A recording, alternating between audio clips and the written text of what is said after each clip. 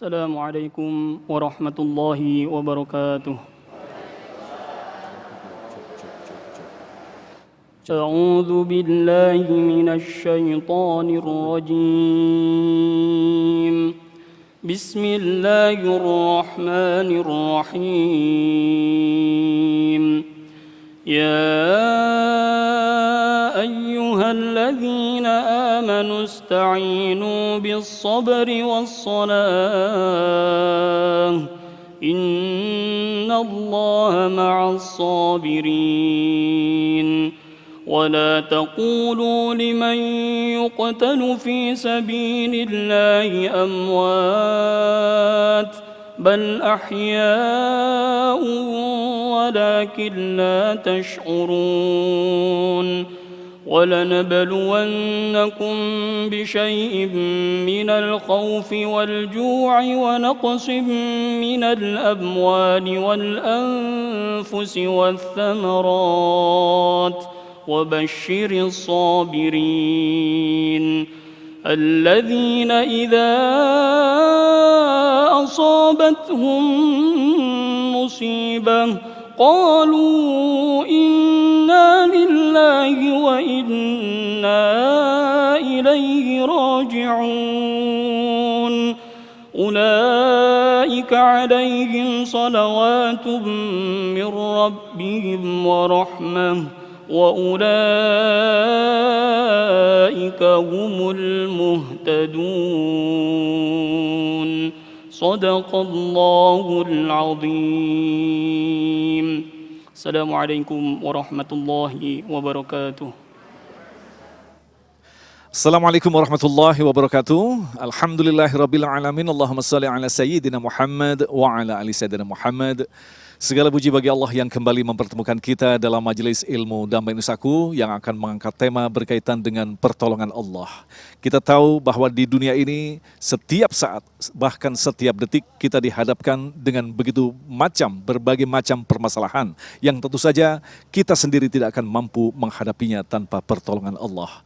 Itulah tema yang akan kita angkat dalam kesempatan kali ini, solusi cepat agar ditolong Allah Subhanahu wa taala, bersama guru-guru kita yang telah hadir bersama kita, Ustadz Abdul Somad, Ustadz Das'at Latif dan Syekh Ali Jaber. Inilah Damai Indonesiaku yang dipersembahkan oleh Sarung Wadimor, tentu sarung kita. Selamat mengikuti. Bismillahirrahmanirrahim. Assalamualaikum warahmatullahi wabarakatuh. Alhamdulillahi rabbil alamin. Hamdas syakirin. حمدا كثيرا طيبا مباركا فيه مباركا عليه كما يحب ربنا ويرضى. أشهد أن لا إله إلا الله وأشهد أن محمدا عبده ورسوله. اللهم صل وسلم وبارك على سيدنا محمد وعلى آله وصحبه ومن تبعهم بإحسان إلى يوم الدين. سبحانك لا علم لنا إلا ما علمتنا إنك أنت العليم الحكيم. Kaum muslimin muslimat, pemirsa Damai Indonesiaku dimanapun anda berada, para habaib yang saya cintai, para alim ulama, para kiai, para asatiz, wabil khusus guru tercinta Das'at Latif dan juga guru tercinta Ustaz Abdul Samad. Alhamdulillah, saya merasa bangga di dalam kesempatan ini bisa bergabung dengan dua bintang dunia ini insyaAllah, Al-Ustaz Das'at Latif dan Ustaz Abdul Samad. Kalau selalu bergabung bersama orang salih, insyaAllah akan membawa sifat mereka, akhlak yang mulia mereka, dan insyaAllah mendapatkan ilmu-ilmu dari mereka. Dan ini selalu saya bersikap terus belajar sampai akhir hayat, tidak pernah merasa puas, dan saya tidak pernah melihat latar belakang siapapun. Selalu saya mengambil manfaat, dan selama saya menonton dan ikuti di kegiatan dakwah mereka berdua ini, Al-Mukarram Al-Ustadzul Fadil, guru kita tercinta Ustaz Abdul Samad, dan kemudian guru tercinta Das'at Latif, luar biasa kita mendapatkan banyak, termasuk bagi saya pribadi dari segi bahasa, dari segi keilmuan, membuka wawasan budaya dan tradisi di Indonesia. Banyak saya bisa belajar. Dan mudah-mudahan Allah panjangkan umur mereka, sihatkan badannya. Atalallahu fi a'marihim wa nafa'ana bi'ulumihim wa asrarihim wa nafa'a bihimul bilad wal ibad. Ya Allah, satukan ulama kami agar ulama kami bisa bersama-sama membawa negeri kita Indonesia makmur, barakah, aman, damai, saling memuliakan dan saling menghormati, agar kita bersama-sama menjadikan Indonesia baldatun tayyibatun wa rabbun ghafur. Amin ya rabbal alamin. Kali ini tema ma'rifatullah.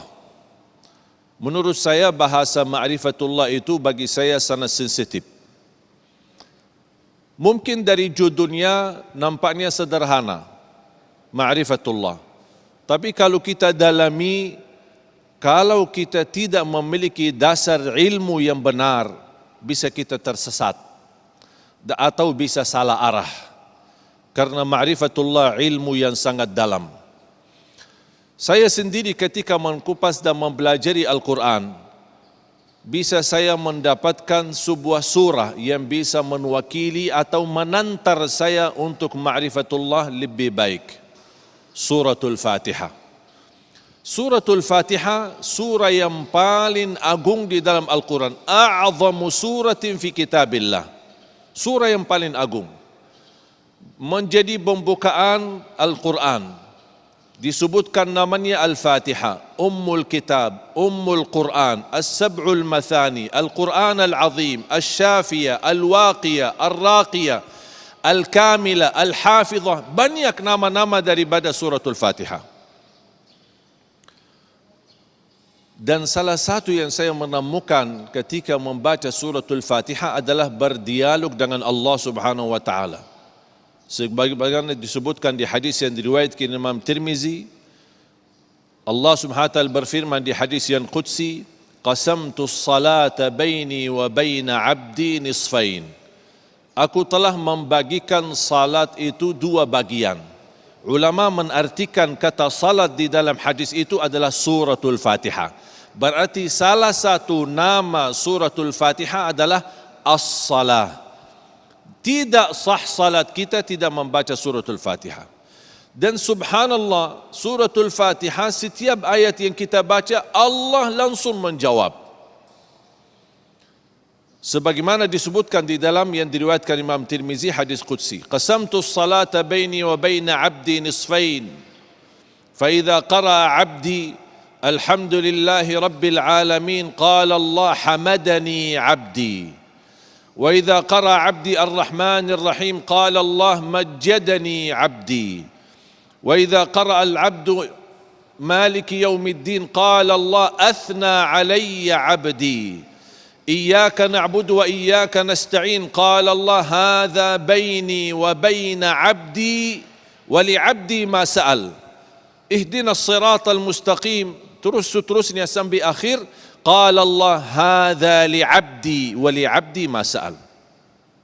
Yang artinya ketika kita memulai membaca suratul Fatihah, dan saya tidak membahas masalah bismillah apakah bagian dari suratul Fatihah atau tidak bagian dari suratul Fatihah, apakah di ayat yang pertama atau sama dengan surah-surah yang lain menjadi pembukaan buat surah, itu menjadi berbeda pandangan antara ulama dan itu bukan bahasan kita. Tapi kita ambil inti daripada suratul Fatihah.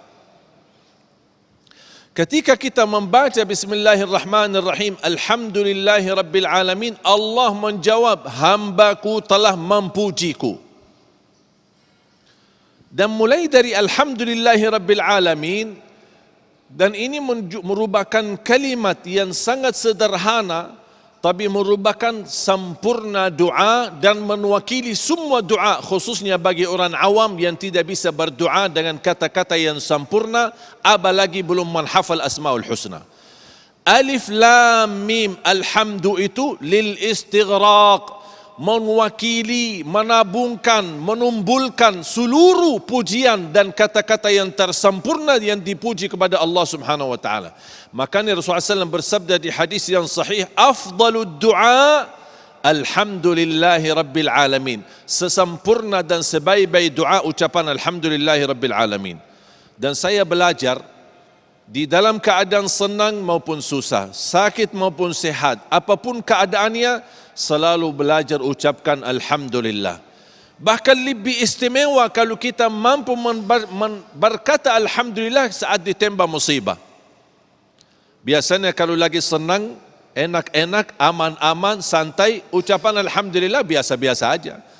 Tapi coba ketika kita menghadapi masalah, tertekan dengan ujian, kira-kira mulut kita mau enggak bergerak ucapin Alhamdulillah? Kalau hatinya tengah dengan Allah, ma'rifatullahnya sempurna di hatinya, sangat gampang mengucapkan Alhamdulillah. Walaupun saat dihina, walaupun saat dicaci maki, walaupun saat difitnah, tertekan ujian dan musibah, tapi mudah sekali mengucapkan Alhamdulillah. Bukan arti Alhamdulillah saat musibah kita senang adanya musibah. Bukan maksudnya Alhamdulillah saat kita difitnah, kita senang difitnah. Bukan. Tetapi inti daripada ucapan Alhamdulillah, karena kita sudah mengenal Allah dan kita tahu Allah Maha Adil, Allah Maha Kasih Sayang, Allah Maha Baik. Tidak mungkin takdir datang dari Allah buruk. Walaupun zahirnya buruk, tapi di dalamnya banyak hikmah dan kebaikan. Makanya saya ucapkan Alhamdulillah, ya Allah, diuji, ditakdirkan, diberikan fitnah, diberikan bala, diberikan musibah, saya masih berkenan memujimu. Itulah inti daripada ucapan Alhamdulillah. Bukan kita saat senangnya lagi menghadapi musibah. Mohon maaf, siapa yang senang dapat musibah? Siapa yang senang dapat sakit? Siapa yang senang dicuri hartanya? Siapa yang senang dizalimi keluarganya? Tidak ada yang senang. Tapi kita berkenan dan kita yakini ini datang dari Allah dan tidak mungkin terjadi sesuatu di muka bumi kecuali dengan izin Allah.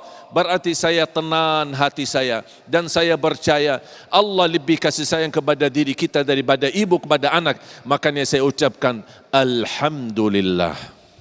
Pemirsa yang dirahmati Allah, sangat jelas sekali bahwa ma'rifatullah adalah level yang tentu saja ingin kita capai. Tetapi yang jelas, ma'rifatullah bukanlah perjalanan yang instan. Semua harus melalui tantangan dan rintangan untuk mencapainya. Lantas bagaimanakah kita mampu menempatkan diri sebagai manusia yang dipilih untuk dekat kepada Allah? Selepas pesan-pesan berikut ini, Damai Nusaku yang dipersembahkan oleh Sarung Wadimor, tentu sarung kita.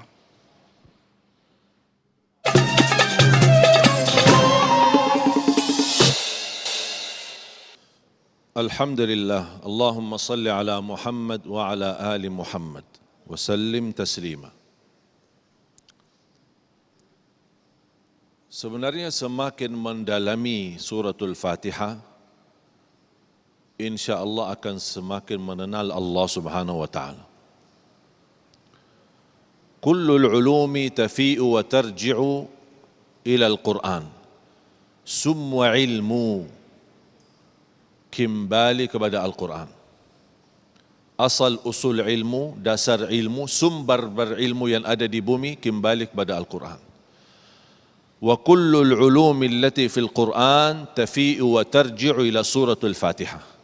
Dan seluruh inti daripada surah-surah dan ayat-ayat yang ada di dalam Al-Quran bersumber dan berasal daripada suratul Fatihah.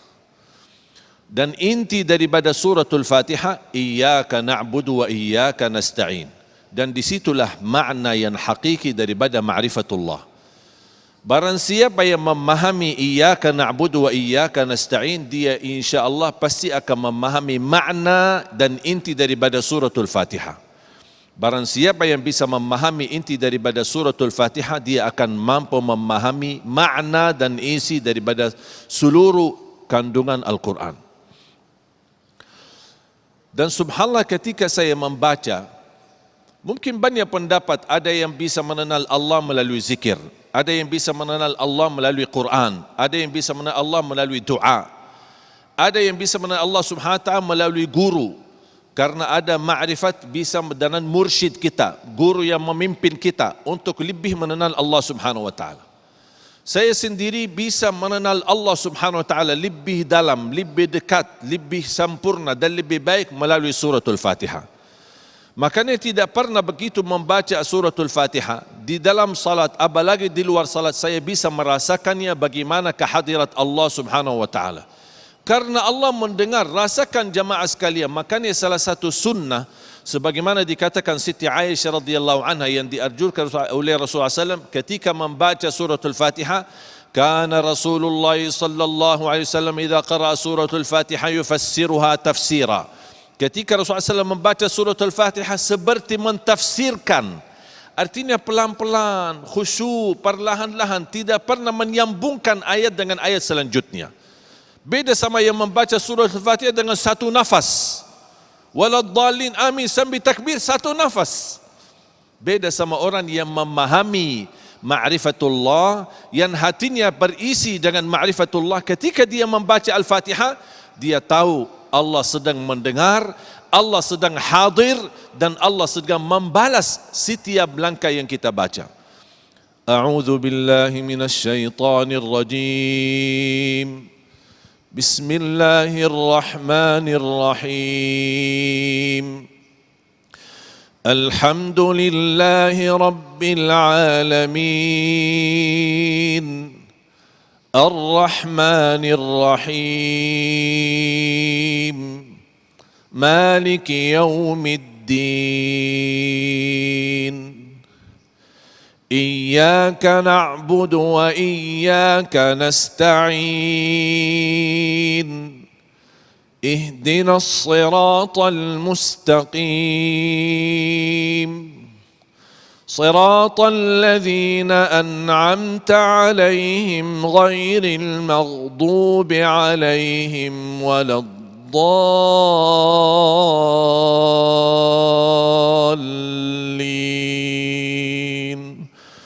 آمين. Salah satu wirid yang saya belajar dari ulama yang mendahului kita, termasuk wirid ini dilakukan oleh Imam Ibn Taymiyah rahimahullah, membaca suratul Fatihah habis subuh sampai terbitnya matahari, menjadi wiridnya setiap subuh. Dan ketika kita membaca, apalagi kita merasakan makna daripada suratul Fatihah, dan kita memperhatikan satu demi satu ayatnya, Alhamdulillahi Rabbil Alamin, segala puji bagi Allah. Berarti mohon maaf kalau ada orang awam ingin dia memuji Allah, karena Allah senang dipuji, ingin dipuji. Kita pingin puji Allah, tapi mohon maaf belum hafal Asmaul Husna, belum hafal kalimat bahasa Arab yang kira-kira bagus dan indah. Kemampuan saya terbatas dari segi bahasa.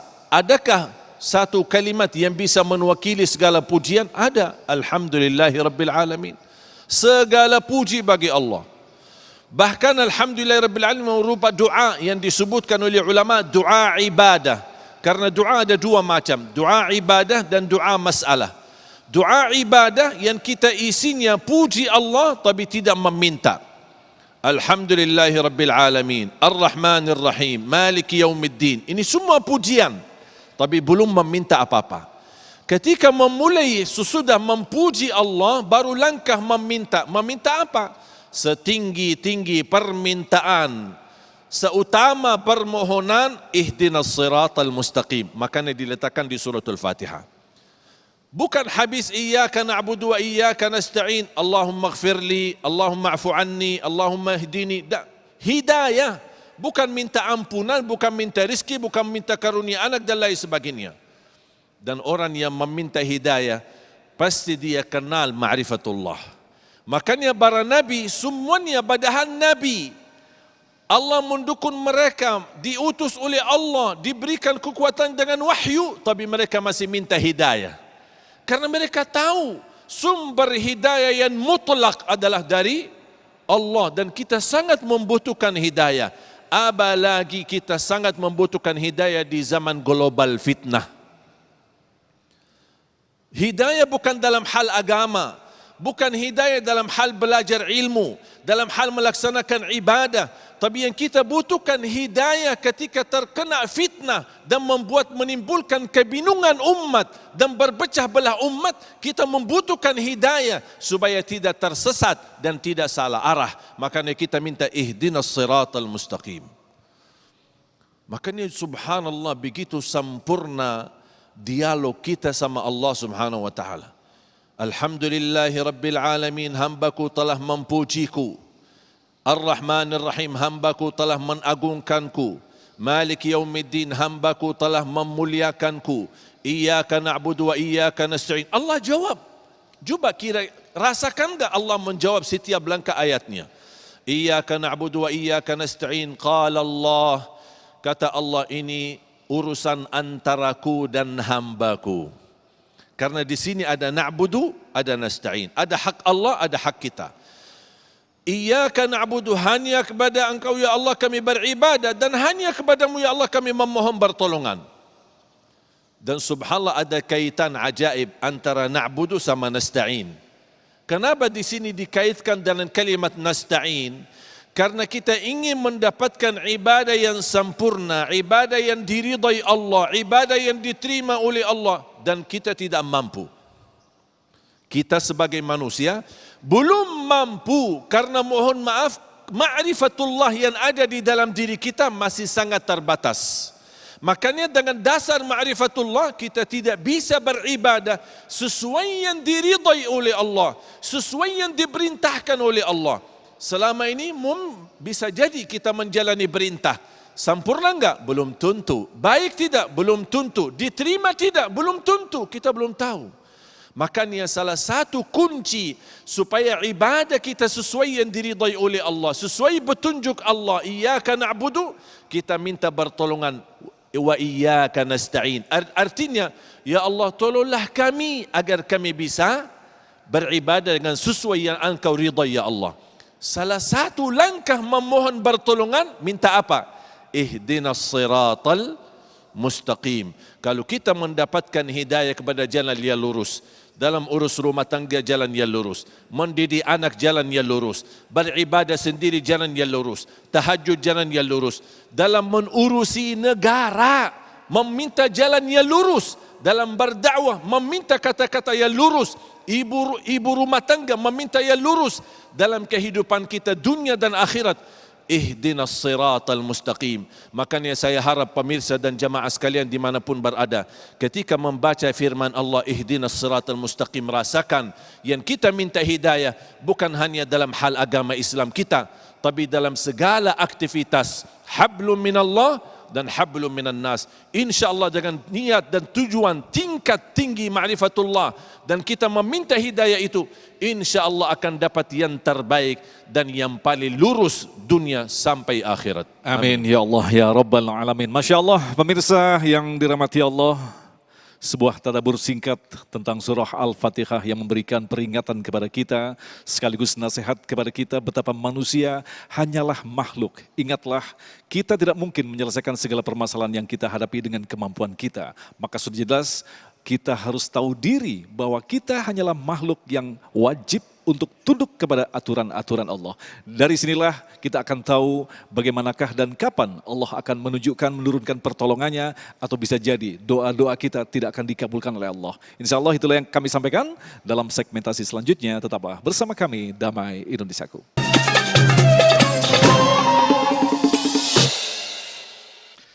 Baik pemirsa yang dirahmati Allah, terima kasih Anda masih bersama kami Damai Indonesiaku, dan alhamdulillah tadi guru kita Syekh Ali Jaber telah memberikan sedikit tadabbur tentang surah Al-Fatihah yang memberikan pemahaman kepada kita bagaimana sesungguhnya makna daripada ma'rifatullah.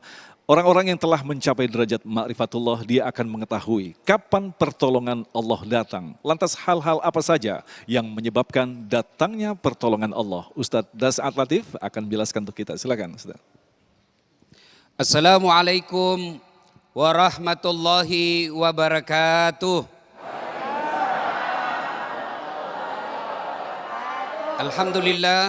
Alhamdulillahi rabbil alamin.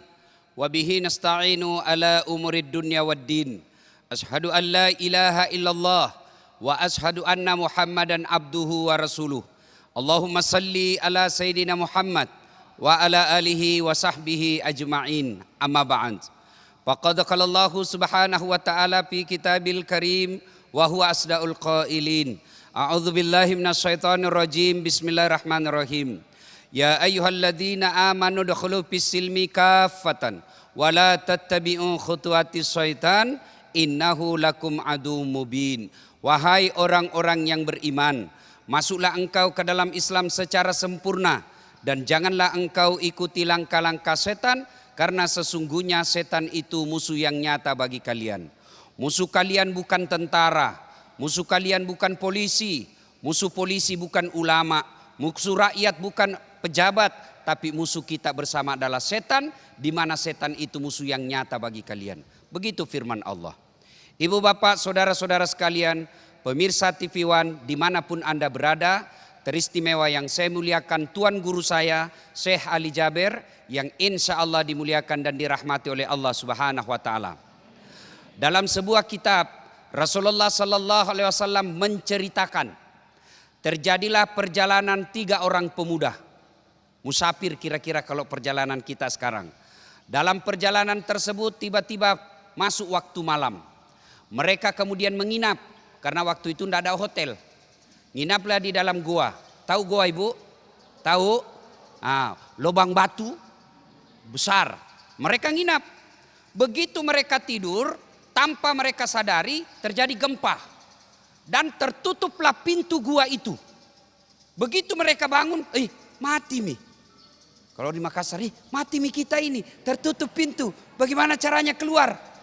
Akhirnya apa? Yang paling senior dia bilang begini, mari kita dorong. Dorong bareng-bareng. 1, 2, 3. Nggak bisa goyang. Dorong lagi 1, 2, 3. Nggak gerak. Akhirnya yang paling senior berkata, kita sudah ikhtiar. Selanjutnya harus kita minta pertolongan kepada Allah. Maju orang pertama. Dia berdoa. Ya Allah, saya pernah mengurusi orang tua saya. Tiap hari saya lakukan. Saya dagang di pasar. Jalan kaki kembali ke rumah saya berkilo-kilometer. Untuk apa? Menyuapi ibuku makan, dan selesai saya tuntun sholat, saya balik lagi ke toko saya. Saya lakukan tiap hari. Untuk apa? Memelihara dan memuliakan ibu saya. Ya Allah, jika memuliakan ibuku adalah kebaikan di sisimu dan engkau merasa wajar engkau membalasnya, maka balaslah kebaikanku itu dengan mengabulkan doaku. Bismillahirrahmanirrahim. Dia dorong 1, 2, 3. Gerak. Tapi sayang 1000 sayang, pintunya belum bisa dilewati. Sedikit goyang. Coba. Kalau dah saat lolos, si Ali Jabir tidak lolos. Lebih besar kan? Akhirnya orang kedua berkata, kalau gitu saya lagi yang maju. Maju orang kedua. Ya Allah, saya pernah mencintai seorang wanita. Saya senang betul ini cewek. Dan dia suatu saat saya mau bersama dia, tapi dia tidak mau sama saya. Sama, ada cewek saya suka sekali, saya mau sekali sama dia. Dia juga mau sekali sama saya, tapi mau muntah. Ya Allah, saya senang betul ini perempuan. Dan suatu ketika dia datang kepadaku, Pak, saudaraku, tolonglah saya. Kata ini cowok, kesempatan. Baik, kalau kau mau saya tolong, temani saya tidur 1 malam. Bagaimana caranya? Kau bukan suamiku, ya terserah. Kau mau ditolong, temani saya. Kau tidak mau, tidak saya bantu kau. Akhirnya karena ini perempuan sangat membutuhkan bantuannya. Okelah, kalau begitu saya terima. Di tempat yang mereka telah sepakati, waktu yang mereka telah setujui, mereka ketemu. Perempuan itu akhirnya telanjang bulat. Saya juga sampai sekarang belum tahu kenapa perempuan yang tidak pakaian disebut telanjang bulat. Kenapa tidak disebut telanjang segi 4? Telanjang bulat. Begitu dia telanjang bulat, majulah ini cowok. Begitu dekat dengan ini cewek, tiba-tiba cowok ini seolah-olah melihat rambu lalu lintas. Huruf P tanda silang. Apa artinya Pak? Dilarang parkir. Tidak boleh, ini bukan mahrammu, ini bukan istrimu. Tidak boleh kau gauli. Tiba-tiba ini laki-laki istighfar. Astagfirullah, ternyata ini haram. Dia bilang ini perempuan, gimana bang? Jadi enggak? Sekali sudah. Enggak boleh, ini haram. Dia tolak. Lalu bagaimana bantuan? Saya bantu kau lillahi ta'ala. Ambil ini yang kau butuhkan. Saya tidak membutuhkan yang kau mau. Yang saya inginkan. Akhirnya dia pergi. Lalu dia mengenang kebaikan itu sambil berdoa. Ya Allah, jika waktu itu kesempatan sudah di depan mata, ada barang yang bagus di depan saya tidak terjang karena saya takut kepadamu ya Allah, adalah kebaikan di sisimu.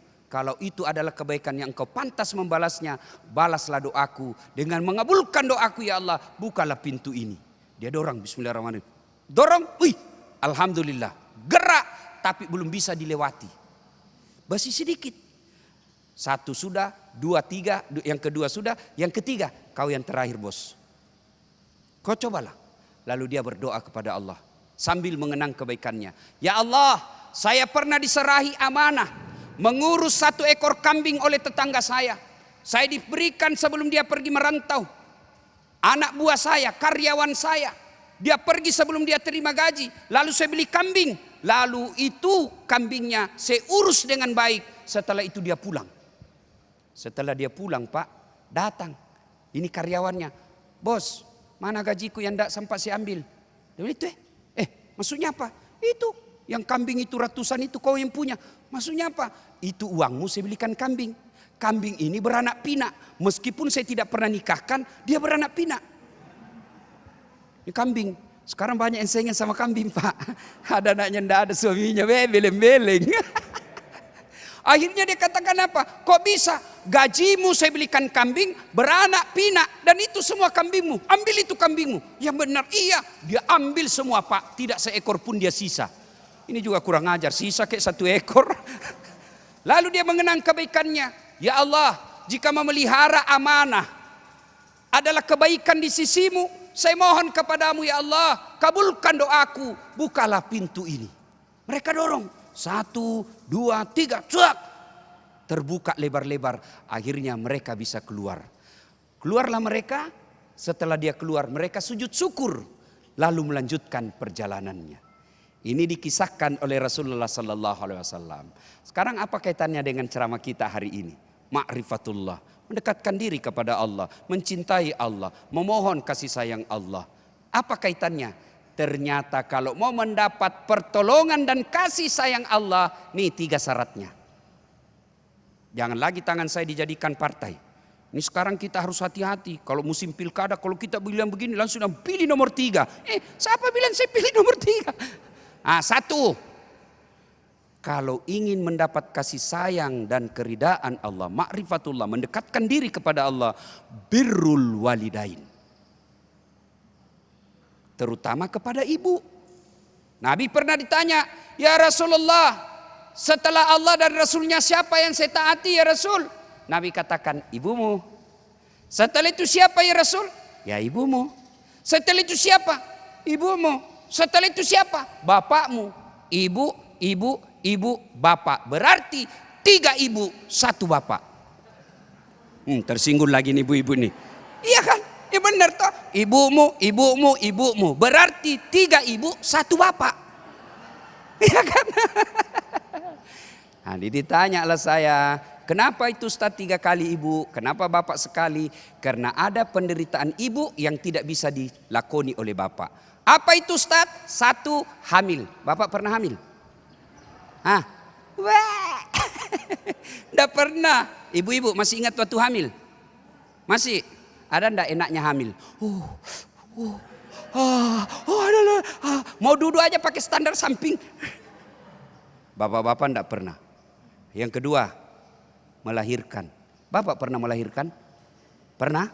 Lihat ibu-ibu waktu melahirkan. Ibu-ibu masih ingat waktu melahirkan? Ada ndak ibu-ibu melahirkan senyum? Yang ketiga, apa yang ndak bisa dilakukan laki-laki? Menyusui. Masih ingat waktu menyusui bu? Apalagi waktu lagi tumbuh giginya 7 bulan.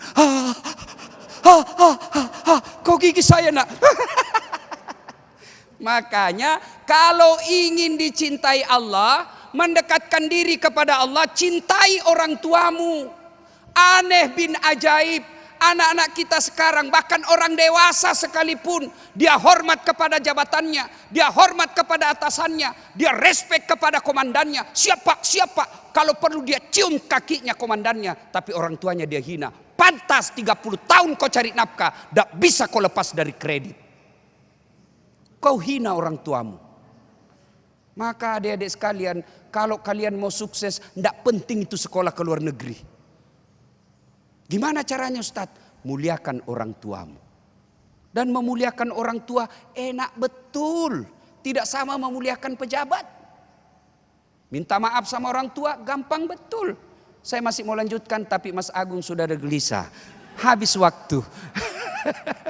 Nanti kita akan lanjutkan dalam segmentasi tanya jawab. Baik, pemirsa yang dirahmati Allah, gambaran daripada bertawasul dengan amalan-amalan baik kita memberikan gambaran bahwa Allah bekerja atau memberikan cara-cara yang misterius yang tentu saja patut untuk kita tadabbur. Bagaimanakah cara-cara Allah menurunkan pertolongan kepada hamba-hamba yang memohon kepadanya. Insya Allah itulah yang akan dibahas oleh guru kita Ustadz Abdul Somad selepas pesan-pesan berikut ini. Damai Indonesiaku.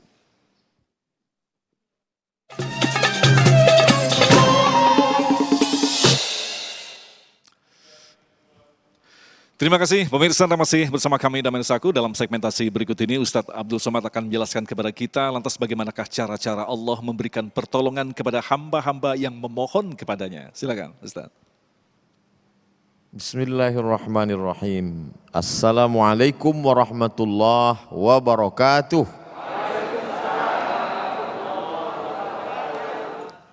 Alhamdulillah wassalatu wassalamu ala Rasulillah wa ala alihi wa sahbihi wa man tabi'ahu wa mawalah. Laisa minna, tidak termasuk golongan kami, kata Nabi Muhammad sallallahu alaihi wasallam. Man lam yarham saghirana, tidak sayang kepada anak-anak. Wa lam ya'rif syarafa kabirina, tidak pula menghormati memuliakan alim ulama, pemimpin yang adil dan orang-orang yang lebih tua. Maka hadir bersama kita para ulama, guru-guru kita, Syekh Ali Jabir, kemudian Dr. Das'ad Latif, tuan-tuan guru, para kiai alim ulama, matta'anallahu bituli umurihim. Allah berikan kita kenikmatan dengan panjangnya usia mereka, dan yang paling penting selama hidup di atas dunia ini kita masih dinaungi oleh al-ulama warasatul anbiya, ulama pewaris para nabi. Setelah kita mendengarkan bagaimana caranya mendapatkan pertolongan Allah Subhanahu wa taala, apa saja syarat-syaratnya sehingga pertolongan itu turun kepada kita, sampailah kita pada pembahasan bagaimana bentuk pertolongan Allah itu kepada kita. Apakah bentuk pertolongan itu dalam bentuk fisik? Apakah bentuk pertolongan itu dalam bentuk real nyata, bisa dilihat oleh mata, dipegang oleh tangan, disentuh oleh panca indera? Maka sesungguhnya pertolongan Allah yang pertama itu bentuknya batin, intern, di dalam diri manusia itu diberikan Allah Subhanahu wa taala pertolongan, kekuatan, sehingga ketakutannya hilang, dicabut Allah taala rasa takut dalam hatinya, sehingga takutnya habis hanya untuk Allah semata. Ini bentuk pertolongan pertama yang diberikan Allah Subhanahu wa taala kepada para nabi, kepada para sahabat. Ketika Sayyidina Abu Bakar Siddiq bersama dengan Sayyidina Maulana Muhammad sallallahu alaihi wasallam berada di Jabal Thur, ketika mereka akan hijrah dari kota Makkah Al-Mukarramah menuju Yathrib yang berubah menjadi Al-Madinah Al-Munawwarah. Lalu kemudian saat itu Abu Bakar merasa ketakutan, datang rasa takutnya. Lalu apa kata Nabi Muhammad sallallahu alaihi wasallam? Ma dhannuka bisnaini, kalau kau sangka ya Abu Bakar, kalau kau sangka kita di sini berdua, fallahu salisuhuma, maka sesungguhnya Allah ada di antara kita. Innallaha ma'ana. Dalam Al-Quran kisah ini diceritakan. Idhuma fil ghari, ketika mereka berdua di dalam gua. Idh yaqulu li sahibihi, ketika berkata dia kepada sahabatnya, la tahzan, jangan takut, jangan cemas, jangan galau, jangan merasa engkau sendiri. Innallaha ma'ana, Allah bersama kita. Ini pertolongan yang pertama. Karena ketika orang dalam keadaan takut, cemas, ngeri, galau, kata pepatah Melayu, kalau sudah hanyut di tengah sungai, rumput yang lapuk pun akan ditarik. Jangankan bambu yang kokoh, jangankan batang kayu yang kuat, rumput yang lapuk pun akan ditarik. Kenapa? Karena orang dalam ketakutan. Hari ini orang takut. Kemana dia menggantungkan dirinya? Kepada jampi-jampi dukun. Hari ini orang dalam keadaan takut. Kemana dia menggantungkan harapannya? Meminta kepada jin, meminta kepada setan. Maka ketika Allah menurunkan pertolongan, dibuatnya hati itu hanya kokoh kepada Allah Subhanahu wa ta'ala. Tidak ada satu pun yang bisa menggoyahkannya, karena Allah yang sudah menolong dia. Maka kita selalu diajarkan doa, ya muqallibal qulub, engkau yang membolak-balikkan hati, sabbit qalbi, kokohkan hatiku, ala dinik, dalam agamamu, wa ala ta'atik, dalam ketaatan kepadamu. Manusia sehebat apapun senjatanya, sehebat apapun kendaraannya anti peluru, kalau dalam dirinya rasa takut, hilang itu sarana prasarana. Dia akan ketakutan. Orang kalau sudah terlampau takut, naik asam lambungnya. Orang kalau sudah terlalu takut, naik darah tingginya. Orang kalau sudah terlalu takut, naik gula darahnya. Orang kalau sudah terlalu takut, melihat pucuk pisang pun seperti hantu pocong. Kenapa? Ketakutan yang luar biasa. Maka Allah menolong hambanya, dia cabut rasa takut itu dari dalam hati si hamba. Sehingga dalam hati itu hanya ada ketakutan kepada Allah. Habiskan takutmu untuk Allah, sehingga tak tersisa untuk musuh-musuh Allah. Habiskan takutmu untuk Khalik, sehingga tak tersisa rasa takut kepada makhluk. Itulah yang dirasakan Sayyidina wa Maulana wa Syafi'ina wa Dzukhrina Muhammad sallallahu alaihi wasallam. Ini yang pertama. Lalu kemudian bagaimana dengan musuh-musuh? Maka Allah sebutkan dalam Al-Quran. Apa kata Allah Subhanahu wa ta'ala? Wa qadhafa fi qulubihimur ru'ba. Di dalam hati mereka ditanamkan Allah ada rasa takut. Di dalam hati hamba Allah dicabut Allah rasa takut.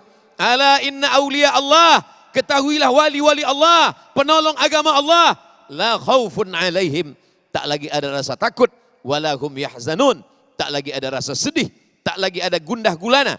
Tapi musuh-musuh Allah, ini salah satu pertolongan Allah Subhanahu wa taala. Ketika dari hati seorang hamba itu dicabut Allah rasa takut, sementara musuh-musuhmu ditanamkan Allah ketakutan dalam hatinya. Wa qadhafa fi qulubihimur ru'ba. Qadhafa, lemparan dengan batu yang amat sangat kencang, keras dan kuat. Begitulah ketakutan itu menancap dalam hati musuh-musuh orang yang menegakkan agama Allah Subhanahu wa taala. Sehebat apa Fir'aun, dengan gagah perkasa kuasanya, tidak ada peradaban yang paling hebat sampai-sampai dijadikan salah satu dari 7 keajaiban dunia. Tapi ada rasa takut dalam hatinya. Fir'aun yang gagah perkasa, kaya raya, penguasa dunia itu, yang Romawi pun tunduk di bawah kekuasaannya. Tapi ternyata dia ketakutan melihat mimpi bayi anak kecil. Tidak terbersit di pikiran para pengamat kekuasaan dimanapun bahwa Fir'aun itu takut melihat anak kecil dalam mimpi. Begitu dia terbangun, dia langsung kumpulkan para penasehatnya. Dia katakan, malam tadi aku bermimpi melihat ada sesosok bayi. Anak kecil itu menarik mahkota dari kepalaku. Lalu pembisik-pembisiknya berkata, ada anak kecil yang lahir tahun ini dan dia akan merebut kekuasaanmu. Dia bukan semakin berani, takutnya bukan hilang, malah semakin takut. Fir'aun itu ketakutan, tapi orang di sekelilingnya menakut-nakuti dia. Fir'aun itu ketakutan, tapi orang yang berada bersamanya malah menambah rasa takutnya. Sehingga dia pun keluarkan peraturan keputusan Fir'aun tahun itu. Semua anak-anak kecil tangkap, bunuh. Yudzabbihuna abna'ahum. Anak laki-laki disembelih hidup-hidup. Kekejaman yang luar biasa. Apa dosa anak kecil? Anak kecil yang belum pandai merangkak berjalan. Anak kecil yang belum pandai bicara berkata-kata. Tapi dasar orang kalau sudah terlalu ketakutan, anak kecil pun dijadikannya musuh. Hilang logika akal sehatnya. Itu yang terjadi pada musuh-musuh Allah Subhanahu wa ta'ala. Belum terjadi peperangan, belum terjadi pertemuan di medan laga, musuh sudah ketakutan. Dan salah satu mukjizat Nabi Muhammad SAW, nusirtu birru'bi. Nusirtu, aku ditolong Allah Subhanahu wa ta'ala birru'bi, dengan rasa takut dalam hati musuhku. Masirata syahrin, perjalanan 1 bulan. Kenapa Nabi mengatakan perjalanan 1 bulan? Ternyata setelah diteliti oleh para ulama hadis, posisi Nabi Muhammad SAW berada di kota Al-Madinah Al-Munawwarah. Turun ke bawah Yaman, perjalanan 1 bulan. Naik ke atas Mesir, perjalanan 1 bulan. Ke kanan, perjalanan 1 bulan. Begitulah Allah menurunkan pertolongannya. Lalu kemudian bentuk yang ketiga, apa itu?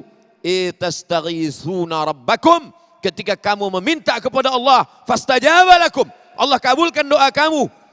Anni mumiddukum bi alfim minal malaikati murdifin, kukirimkan bala tentara yang bersama dengan pasukan Muhammad sallallahu alaihi wasallam. Tidak bisa dilihat oleh mata manusia, tapi dia ada dan nyata. Musuh-musuh Allah melihat. Kami melihat pasukan begitu ramai dan banyak. Padahal pasukan Nabi Muhammad SAW hanya beberapa ratus orang saja. Begitulah rupanya kalau sudah Allah menurunkan. Yang terakhir, yang keempat, bahwa Allah turunkan berbagai kemudahan. Wa may yattaqillaha yaj'al lahu makhraja. Siapa yang takut kepada Allah, hilang takutnya kepada manusia, diberikan dia makhraja, solusi. Wa yarzuqhu min haitsu la yahtasib, diberikan Allah rezeki dari jalan yang tidak disangka-sangka. 4 poin itu bukan batasan, tapi waktulah yang membatasi kita. Kajian-kajian bersama para ulama, kiai kita ikuti, insya Allah banyak lagi bentuk pertolongan Allah Subhanahu wa ta'ala. Terima kasih Ustadz. Pemirsa yang dirahmati Allah, insya Allah dalam segmentasi berikutnya nanti guru-guru kita akan tampil kembali untuk menjawab pertanyaan-pertanyaan Anda selepas pesan-pesan berikut ini. Damai Indonesiaku. Terima kasih pemirsa, masih bersama kami dan pemirsa aku yang mengangkat tema yang sangat menarik sekali berkaitan dengan pertolongan Allah. Alhamdulillah telah terkumpul pertanyaan-pertanyaan yang insya Allah akan melengkapi tema bahasan kita. Pertanyaan pertama kepada Syekh Ali. Bagaimanakah kita mengetahui bahwa kita dekat dengan Allah? Karena tak sedikit orang yang merasa saleh dan merasa orang lain masih jauh dari kualitas kesolehannya. Syekh Ali, silakan. Bismillah, alhamdulillah. Allahumma salli ala Sayyidina wa Maulana Muhammad wa ala alihi wa sahbihi ajma'in. Sebenarnya salah satu kunci kita berdekatan kepada Allah al-unsu billah. Kita merasa puas hati ketika bersama Allah. Merasa bergembira, senang. Al-farahu wal-unsu billah. Jadi ketika kita beribadah, bukan sekedar kita hanya menjalani ibadah karena perintah. Cuman ada kedorongan hati, saya cinta mendekatkan diri kepada Allah. Ada rasa cinta. Dan kunci ibarat ada cinta, ada raja, ada khauf. Ada 3 hal ini seibarat satu burung, kepala dan 2 sayap.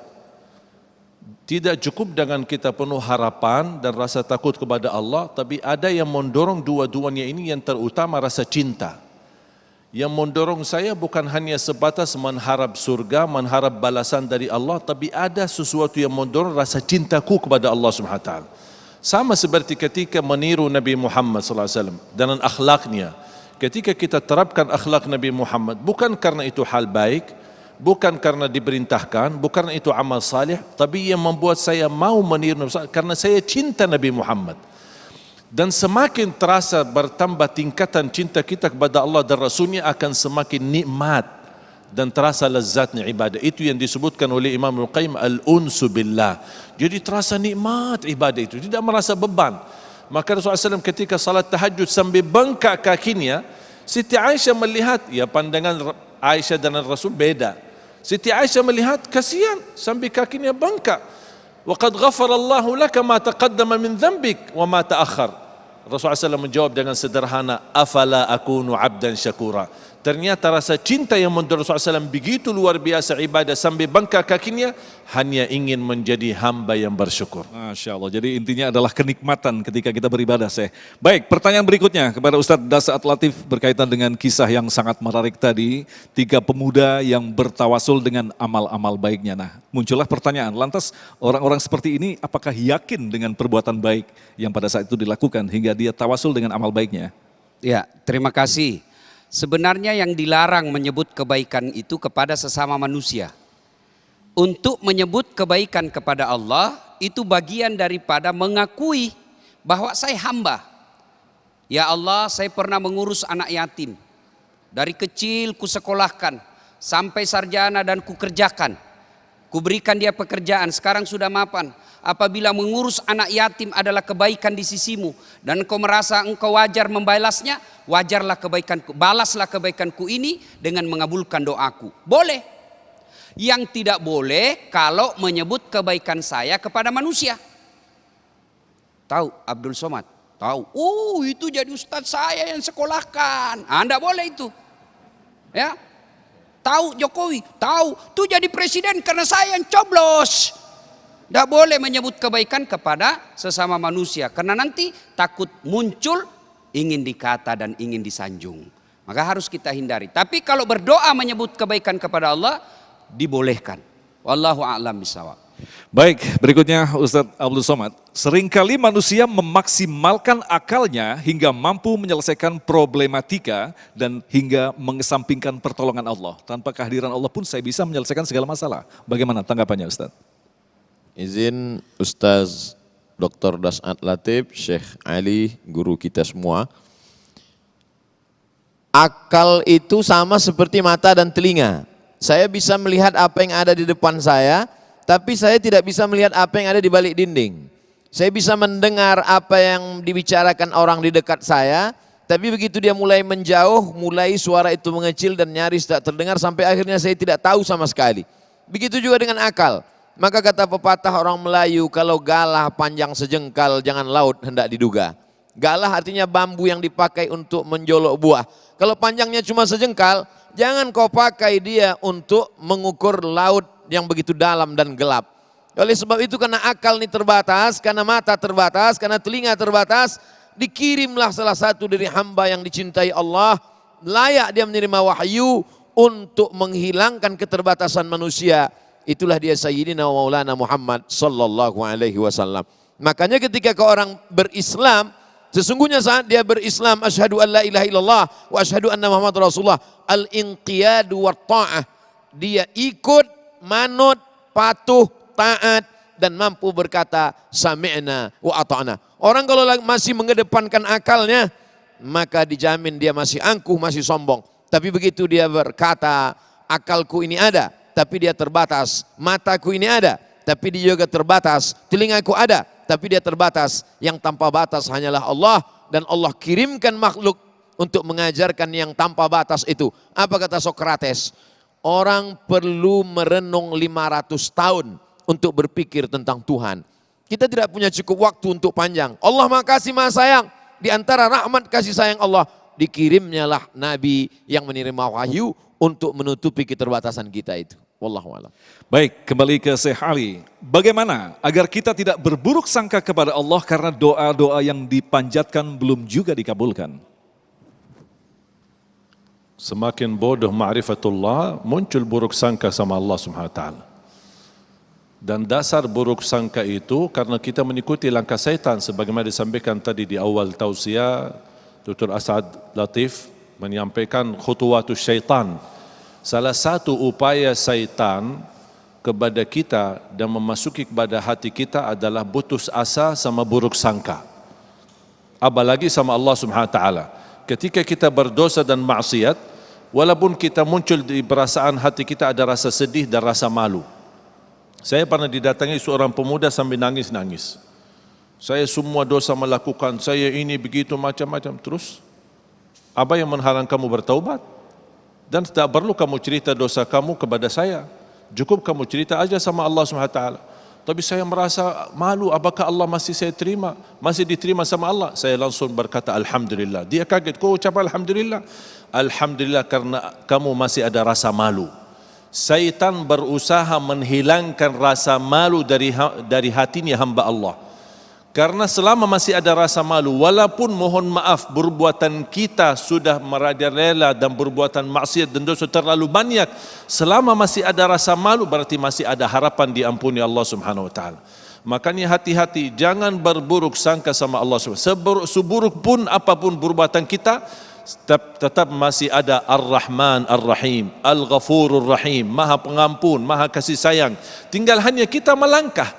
Allah tidak mengampuni kalau kita tidak melangkah. Dan saya selalu berkata, Allah tidak bosan mengampuni kita selama kita tidak bosan bertaubat kepada Allah dengan baik sangka. Baik, kembali ke Ustadz Dasat, masih berkaitan dengan akal. Allah memberikan jalan keluar, kadang di luar ekspektasi kita. Apakah berarti akal dengan segudang strateginya tidak berlaku lagi dalam hal ini? Ayat pertama yang Allah turunkan adalah bukan perintah sholat, bukan perintah haji, tapi apa? Perintah membaca. Iqra. Itu berarti akal sangat berarti dan sangat berharga buat kita. Dengan catatan, tidak titik sampai di Iqra, dilanjutkan Bismi rabbikal ladzi khalaq. Akalmu gunakan untuk membesarkan Allah, akalmu untuk mendekatkan diri kepada Allah. Ketika akal ini tidak mendekatkan diri kepada Allah, maka yakin akal yang Anda miliki tidak akan bermanfaat untuk dirimu, apalagi untuk orang lain. Makanya jangan heran, ada orang cerdas, tapi karena agamanya kurang, Bismi rabbikal ladzi khalaqnya kurang, maka dia cerdas tapi kecerdasannya nipu manusia. Coba periksa itu tahanan-tahanan di KPK. Ada enggak orang petani yang enggak buta huruf? Ada enggak orang belen-belen di dalam? Enggak ada, orang sekolahnya semua tinggi, orang-orang kaya. Cerdas, tapi tidak disertai dengan keimanan untuk mendekatkan diri kepada Allah. Bapak-bapak tahu bajing? Tahu bajing kan? Itu bajing makannya kacang-kacangan. Tapi kalau bajingan, aspal, tembok, tegel dia makan semua. Apa dia goblok? Tidak, justru cerdas. Makanya tujuan pendidikan itu ada dua. Satu, mencerdaskan kehidupan bangsa. Ini penting. Yang kedua, menemukan kebenaran. Cerdas dapat di institusi formal. Kebenaran didapatkan di agama dan pendidikan-pendidikan agama. Wallahu a'lam bishawab. Baik, pertanyaan terakhir kembali ke Ustadz Abdul Somad berkaitan dengan hikmah tentang doa justru dikabulkan pada saat manusia terpojok. Seperti kisah-kisah di dalam Al-Quran, Musa ketika dikejar oleh Fir'aun di ujung laut dan ternyata pertolongan Allah datang di luar apa yang dibayangkan, Ustadz. Allah mau ajarkan kita seimbang antara kemampuan usaha ikhtiar manusia dengan pertolongan Allah Subhanahu wa taala. Manusia yang tidak berdoa, manusia yang angkuh, yang sombong. Sedangkan Nabi Muhammad sallallahu alaihi wasallam yang dijamin oleh Allah, wala saufa yu'tika rabbuka fatarda, tapi dia tetap berdoa pada malam perang Badar, malam Jumat, tahun kedua 17 Ramadan, dia angkat kedua tangannya sampai subuh, ketika jatuh sorban yang ada di pundaknya dinaikkan oleh Sayyidina Abu Bakar Siddiq, dia tetap berdoa. Hasbuka ya Rasulullah, kata Abu Bakar Siddiq, dia tetap berdoa.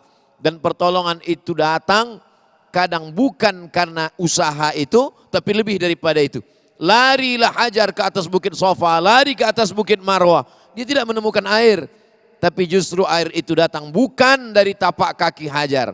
Air itu justru datang dari tumit anak kecil yang belum pandai berjalan sama sekali, dari tumit Ismail. Berapa banyak pertolongan Allah Subhanahu wa taala lebih dari yang diperkirakan manusia. Maka gantungkanlah harapan kepada Allah, tapi dengan syarat ikhtiar dulu. Aku lepaskan ontaku ini lalu aku masuk ke masjid, atau aku tambatkan dulu ke pohon kayu. Kata Nabi, iqilha wa tawakkal. Tambatkan dulu, setelah itu barulah engkau bertawakal kepada Allah. Fa idza azamta, kalau kau sudah bertekad, kalau sudah berusaha, gunakan potensi dirimu, pakai akalmu, pakai pikiranmu, pakai anggota tubuhmu, fatawakkal 'ala Allah. Bertawakallah kepada Allah. Allah akan berikan min haitsu la yahtasib, di luar dari ekspektasi, jauh dari yang kau perkirakan. Wallahu a'lam. Baik, terima kasih guru-guru yang kita cintai yang telah memberikan sebuah nasihat yang sangat luar biasa sekali. Insya Allah ilmu yang kita dapatkan di hari ini semakin mendekatkan kita kepada Allah. Semakin meyakinkan kita bahwa segala sesuatu yang datang, yang kita hadapi, yang memberatkan diri kita adalah berasal dari Allah. Dan yakinlah pertolongan Allah akan datang. Tetaplah bersama kami, Damai Indonesiaku.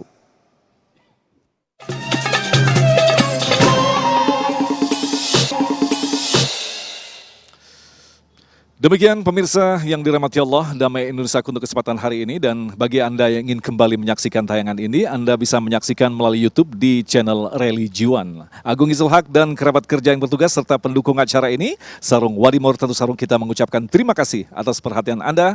Assalamualaikum warahmatullahi wabarakatuh.